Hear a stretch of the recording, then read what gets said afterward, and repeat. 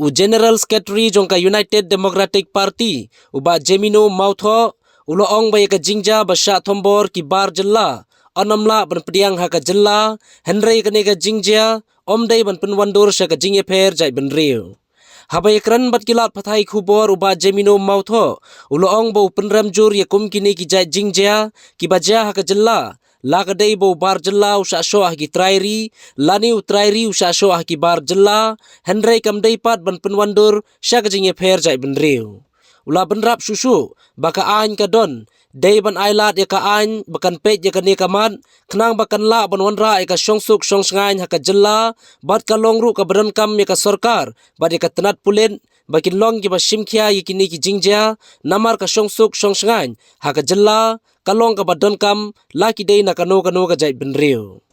No, it's very unfortunate that such incidents are happening here in the heart of the city, where some of these non-tribals are being beaten up and all that. So, but what I feel is that these spurts of incidents that is happening in the city, okay, whether it's tribals being beaten by non-tribals or non-tribals being beaten by tribals, I think they should not paint a communal picture as far as these incidents are concerned. Law is there, law has to take its own course. This is what I feel. But it's rather unfortunate that these type of incidents are occurring here in the heart of the city of Shoh. And we condemn such acts perpetrated to innocent victims and all that. Whether it's non-tribals to tribals or tribals to non-tribals, I think this should not be tolerated. Because I feel in any kind of an incident like this, people also, we should respond by demonstrating, like I read in the morning, demonstrating grace rather than vengeance. Because this is not going to lead to anything, like if we continue, one community against another community. So we should not take it as communal kind of color, but these spurts of incidents has been happening. Khasis also have been beaten up by other communities.